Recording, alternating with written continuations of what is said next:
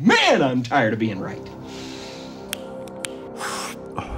Man, I really am. Sometimes, I think it would be nice if the industry proved me thoroughly and completely wrong. If it surprised me, even just once, with a capacity to reject low-effort exploitative products and embrace true consumer value and customer goodwill. Pause for a moment, think about that. It's nice, isn't it? Regrettably, I do need to bring that lovely fantasy to a screeching halt with a nauseating dose of reality. That's right, hot off the presses, we've got some updates on the Pokemon Scarlet and Violet launch. And you know what that means, right? We're going deep inside them. Now, before we get into the numbers, let's do just a quick recap for those who may have missed our last episode.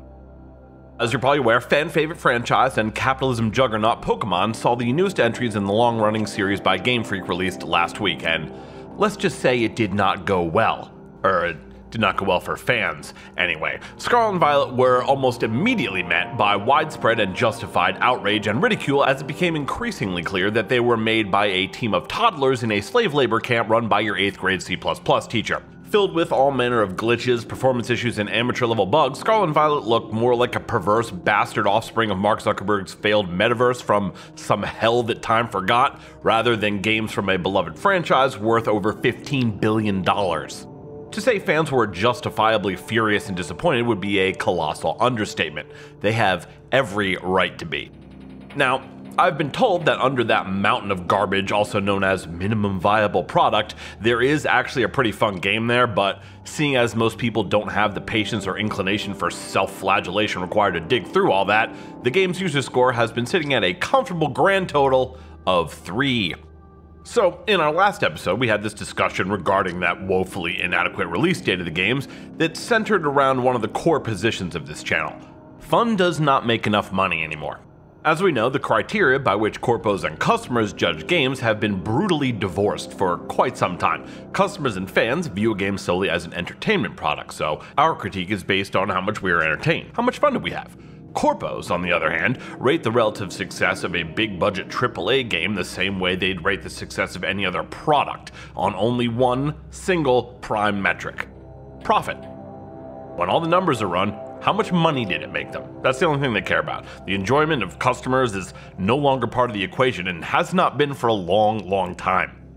Are people pissed that we released a buggy, unfinished game? Are fans mad because we ruined the story or botched an ending 3 games in the making? Are customers enraged because we sold them a $70 box of lies backed by intentionally obstructive, deceptive marketing? Well, if the company profited, they only have one answer to those questions. Who fucking cares?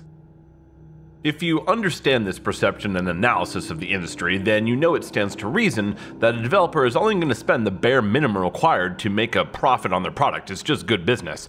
They are not going to shell out extra dough just to make sure it's fun too. That's superfluous, redundant, unnecessary. Their spreadsheets, data, and marketing guys, well before a game even goes into production, know precisely how bad it can be while still being capable of earning a profit and hitting revenue targets. That's just standard due diligence in any industry, not just the games industry. And they will spend exactly the amount required to hit that minimum viable product and not a penny more. They do not care if you have fun with the game. They do not care if your experience with it is a pleasant one. They do not even care if you are entertained, not in the slightest bit. They only care if they can get you to buy it. And if they know you will, they will quite literally sell you a box of shit. Or in the case of Pokemon, a box of shit with a Pikachu on it. Some people reject this analysis of the industry. They say I'm too much of an anti-capitalist. I am.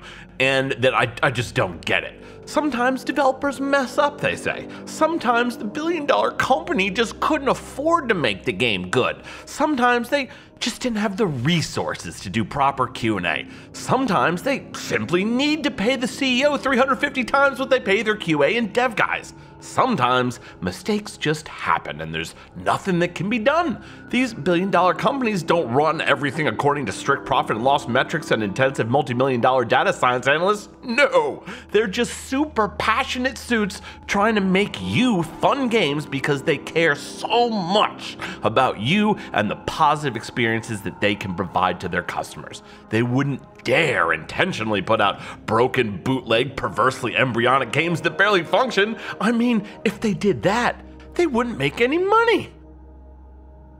Okay, so if the people that believe that, and in the fundamental altruism and unimpeachable purity of purpose of game industry corpos are right, then Pokemon Scarlet and Violet, due to their absolutely abysmal launch date and being, utterly bereft of the quality and polish that a billion-dollar franchise deserves, well, they must have crashed and burned, right? A sincere attempt to make good games that just tragically fell short due to circumstances, coincidence, and accidents totally beyond the developer's control, right? Whoops, we just lost a fuck ton of money because we released a bad game entirely by accident, right? But if I'm right, then this was an act of pure, raw, unadulterated, calculated capitalism perpetrated by a vile, monolithic, exploitative institution with no goal other than to extract as much money from customers as possible for as little cost as possible. If I'm right, Pokemon Scarlet and Violet sold fucking gangbusters because that was the calculus all along. Because despite what other people may think, billion-dollar companies actually know exactly what the fuck they're doing. They knew they could make a shit game and that it would fly off the shelves anyway. They calculated for the minimum viable product, hit that goal, and the result will be the expected blockbuster sales numbers. So let's see how that worked out, shall we? Let's see who was right. 96% of Japan's top 10 physical game sales this week were Pokemon Scarlet and Violet. Well, how about that? Pokemon Scarlet and Violet is the second biggest Pokemon launch of all time. Pokemon Scarlet and Violet is the biggest launch for a video game ever in Japan. Nintendo set sales records with new Pokemon games on the Switch console. Pokemon Scarlet and Violet had the biggest launch of any console exclusive game ever. Pokemon Scarlet and Violet is now Nintendo's biggest launch in history. Pokemon Scarlet and Violet sold an unbelievable 10 million units in 3 days, including 4 million from Japan alone. Biggest Pokemon launch ever, biggest Switch launch ever, biggest Nintendo launch ever, biggest console exclusive launch of all time. So, either this was the most profitable mistake in the history of mankind, and against all odds, a game with a user score of 3 sold 10 million copies in 3 days purely by accident. Or it's simply another example of a billion-dollar company doing what billion-dollar companies do all the fucking time, which is fuck you over and make an ungodly amount of money in the process. Exactly the way they planned. As always, I'm sorry to say it, G's, but I fucking told you so. Woke up, smoke up, blunt, then I pass out. Pass out. Woke up, what up, smoke up, blunt, then I'm back down. Back down. What? Yup, woke up, smoke up, blunt, then I pass out. Pass out. Woke up, what up, smoke up, blunt, then I'm